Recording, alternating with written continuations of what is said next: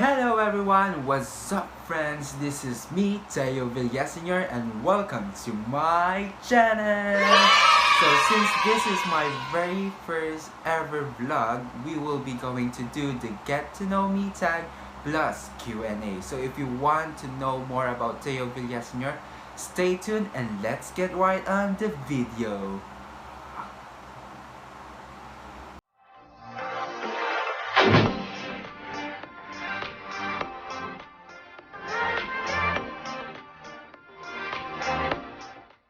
Since I have stated in my intro that this would be my first ever vlog, kaya po pinaghandaan ko po talaga ito because I really wanted that this video would be one of my most memorable vlog in my whole life. Yes. So let's start with the question number 1 on the list of Get to Know Teo Villaseñor plus Q&A. So what is my real name or full name? So, my full name is Teodoro Villarmino Villaseñor III. So, halata naman po na pangatlo ako sa pamilya namin na pinangalan ng Teodoro. So, yung pangalan Teodoro po, galing pa po yan sa lolo ng papa ko. Okay? So, next on the list is what is or are my nicknames. So, I have a lot of nicknames and it's natural for a person. So, in school, they call me as Cho, Chods, or Chody. Pero pag nagbabanting kami or nagbibiruan, most of my friends would call me as Chododo, like that. So, next naman is in home, sa bahay. So, ito, yung nickname ko sa bahay, wala pa po ni isang classmate ko or kaibigan ko na nakakaalam ng palayo ko sa bahay. So, yung unang palayo ko sa bahay is Bok, while the other one would be Bokroy. So, yung Bokroy po na palayo is binigay po sa akin ng aking lola. So, ayun, nabulgar na. Okay? So, next naman is, third on the list, where do you live? So, currently, I am living with my family here in Bulwang, Numancia, Aklan. Pero, pinanganak po talaga ako sa San Jose, Romblon, sa Carabao Island. Yeah, doon din po ako lumaki. Then, lumipat po kami dito sa Aklan. So, laking isla po ako, kaya marunong po talaga ako lumangoy. So, next naman po is, when is your birthday? So, my birthday ay October 21, 2002. So, ibig sabihin po nun, 17 years old na po ako and my zodiac sign is Libra. So, next is, do you have a brother or sister? Of course, I have a sister at nag-iisa lang po siya at ang pangalan niya po is Alessandra May B. Villaseñor at tinatawag ko po siyang Bibi kasi nga siya po yung bunso. So next is, how tall are you? So, malaki po talaga akong tao and my height is 179 cm or more than 179 cm.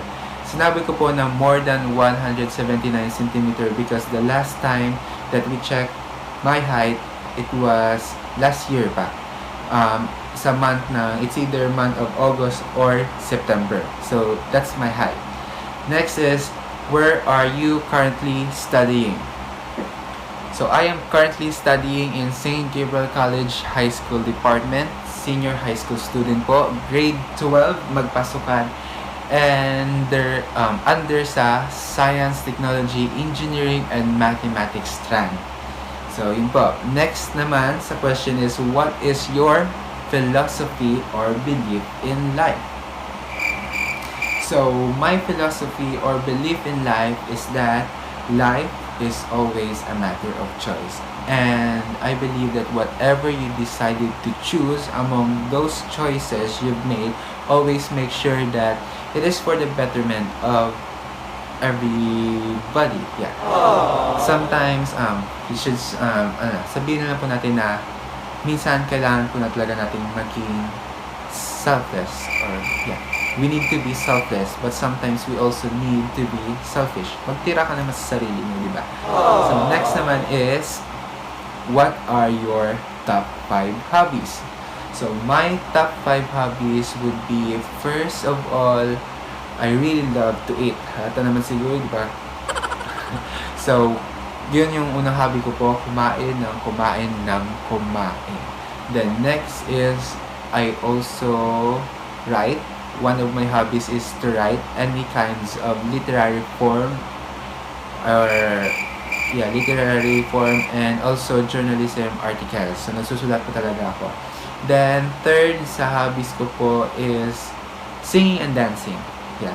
I love music and also sa pagsayaw, marunong naman tayo sumayaw kahit medyo tagilid. Go, go, go pa rin. Ganun naman talaga, di ba? We pursue what we want. Then, next naman is, I also love or one of my hobbies is playing sports. I also love to do outdoor activities. At saka last po sa hobbies ko is mahilig po ako manood ng mga series din matulog. Yun. So that are my top 5 hobbies. So next is, are you single or taken? Oh no! Of course, I am single. Yeah, single, never been taken. No jowa since birth. So next naman sa list ng Get to Know Cho is, what sports do you play or have you played? So maraming sports na po akong na played o napaglaruan. So way back sa elementary days ko po, from grades 1 to 4, I used to play soccer. Then, yung grade 5 to 6, na-introduce sa akin yung paglalaro ng volleyball as well as taekwondo. Bali, grade 6 na year ko po is pinagsabay ko talaga yung volleyball and taekwondo.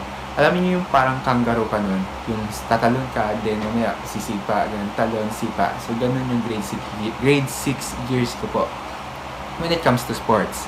Then when I turned high school na, I played volleyball and I am part of the varsity team. Then also I played basketball, na kung saan kasali ako dun sa team ng classmates namin, and I am very grateful that I have experienced playing basketball. Then sa other side naman is I also played badminton, yung parang laro-laro lang, yung marunong kang lumaro, yun. Marunong laruin na sports, yun. Badminton at saka chess. Isa na rin sa mga libangan ko po yung paglalaro ng chess. Then next naman is, do you have any pets? So pets in the house, yes, I do have pets, and pusa po yung alaga ko po sa bahay, at meron po akong 7 pusa. So pinangalanan po sila, yung panganay is si Onyok. So si Onyok, take note, babae po yan. Then next naman po is si Aura. So si Aura naman po is lalaki po namin po sa yan. Pangalawa po siya. Then third is si Ligaya. So si Ligaya, anak po yun ni Onyok. Then fourth is si Mingming. Siya po yung parang adopted namin po na pusa. Yun. And next is yung tatlo, yun po yung mga newborn baby cats, and binansagan ko po talaga sila mga Together the Series cat, because pinangalanan ko po sila based sa actors and characters ng Together the Series. So siya po si Tyne, si Bright, and also si Wing. So that are my pets in the house. So next naman is, what are my favorites? So dito sa list of Get to Know Chos, merong 6 favorites na nilista ko po. So first is color. So my favorite color is blue. So isa po akong Carulliophile, or a person who loves color blue. Anything basta blue. Yun. Next is food. So favorite food, wala pa akong favorite food kasi lahat naman ng food favorite ko po. Yan. Then, hindi naman po ako mapili sa pagkain. Basta masarap. Okay sa kanya. Next naman is favorite subject. So, favorite subject. So, high school has a ton of subjects or classes, but all of them are my favorites. But if you want to rank kung anong subject sa mga favorite subject ko po yung nag-top, that would be mathematics. I really love numbers, and I really love solving and looking for solution sa isang problema. Okay? Next naman is favorite emoji. So, ang favorite emoji ko po currently would be a sunflower emoji because yun po yung favorite flower ko. And I think naging favorite flower ko po siya because whenever I see sunflower, um, parang yung dating niya, yung binibigay niyang vibe is something like positive or good vibes. Yeah. Kaya that's why, that is my favorite emoji, sunflower emoji. Next is favorite series or movie.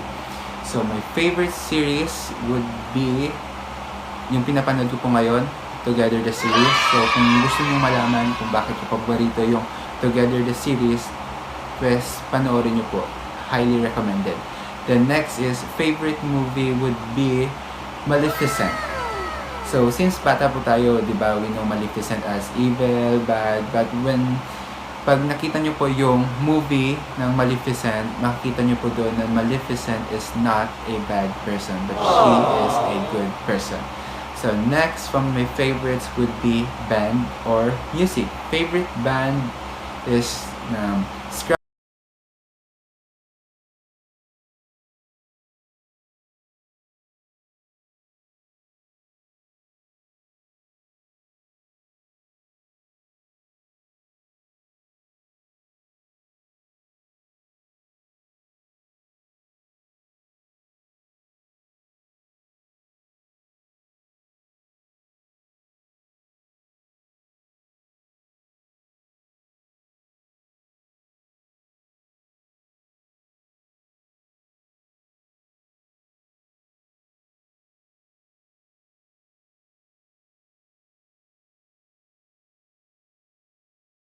Then also sa isa po is yung Easy by Mac Iris, and also I Love You 3000 by Stephanie Poetry.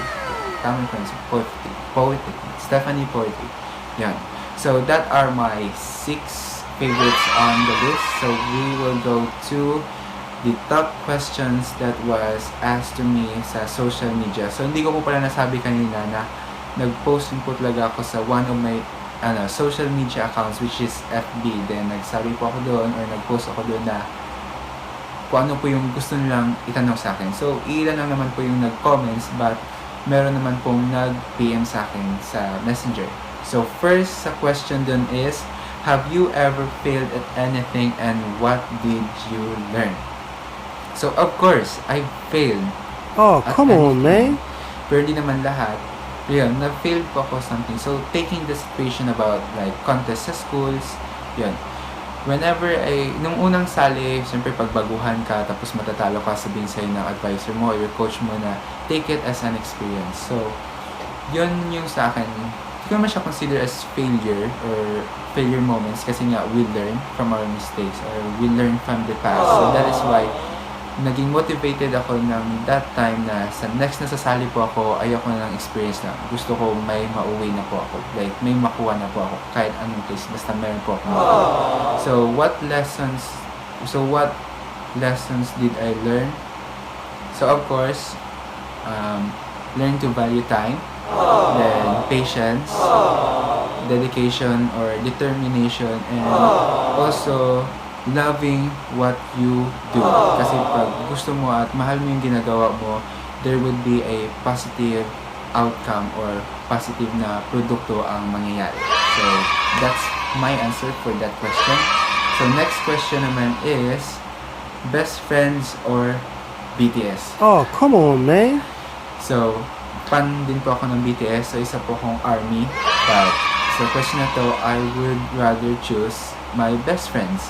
So, I am a friendly person, but few among my friends are recognized or considered as my best friends. So, best friends po yung pinili ko because iba kasi yung pag best friend mo, yung kasama mo. Like, ano ba ito? Basta masaya pag kasama yung best friend mo. And pwede naman namin panoorin yung BTS ulit sa internet, gamit ng internet, sa cellphone, pwede naman panoorin yung BTS. Yun na nga, once in a lifetime lang sila makita. But your best friends would be forever by your side. That's why I choose my best friends. So next naman sa question is, have you ever fallen in love and state the first letter and why? Oh no! Hindi naman siguro falling in love, pero yes, let's say na lang, inspiration. I won't state the first letter ko sabihin, pero magsasabi na ako ng isang letter sa kanyang pangalan. So, may letter E sa kanyang pangalan. Why maliban sa good looking, matalino, or whatever it is, yung personality kasi napakabait niyang tao, and of course, ano ba ito? Nakasama ko na siya long time ko na siya makasama, kaya parang yun, personality talaga yung nagdala kong why I was inspired sa taong yun, whatever it is. Next Oh, question. come on, man. So, how do you value people around you? So, how do I value people around me? But before that, yung taong nagtanong ito, sinabi niya rin doon na, am I cute? So, you are cute. Very, very cute. Okay. So, let's go answering the question. How do you value people around you? So, I value people around me by showing them my unconditional love. I may not be that kind of person who always says, I love you, or would hug you always, but in my own ways, doon ko pinapakita kung paano ko binavalue yung isang tao. Sinusuportahan, of course, you support them, you respect them, and also you give your advices, your concerns to that person, and above all, you protect them. Any harms, you protect them. That is why, or that is how I value people around me. Okay? So, last sa get to know Theo plus Q and A list would be, why did you enter the world of vlogging? So, naniniwala po talaga ako na life is too short. That is why we need to cherish every single second here while we are living on earth. So, yung reason po talaga why did I enter the world of vlogging is that I want to try new things. Gusto ko makita si Cho Villaseñor na hindi lang sa stage or hindi lang dun sa discussion sa klase or whatever it is, or sa pagsusulat. Gusto ko naman makita si Cho sa vlogging, sa world of vlogging, yung sa screen. Gusto ko siya makita sa YT, like that. So, yun, gusto kong matry ng bago. And then, it will also follow this question na, what would be the contents of your vlog? So, the contents of my vlog is anything. Lahat po ng ganap sa buhay ni Cho Villaseñor. So, that's it, guys. I've already answered all the questions in the Get to Know Theo Villaseñor plus Q and A list. I hope you enjoy watching my vlog. And also, I want to take this opportunity to thank all of my friends, classmates, best friends, and family for supporting me in my new journey as a vlogger. And also, I would like to give credits to Jello Erdistan for editing my picture sa intro. And of course, thank you din sa ating mga frontliners who sacrifices their lives just to keep us safe. And now, before we say our goodbyes, if you want to see more of me, don't forget to give me a big thumbs up, comment down below kung ano man po ang gusto nyong itawag ko sa inyo, then share and subscribe to my channel. Again, this is Theo Villaseñor saying that always wear that big smile because that makes you beautiful, and always be positive. Adja. That's all. See you on my next video. Bye-bye!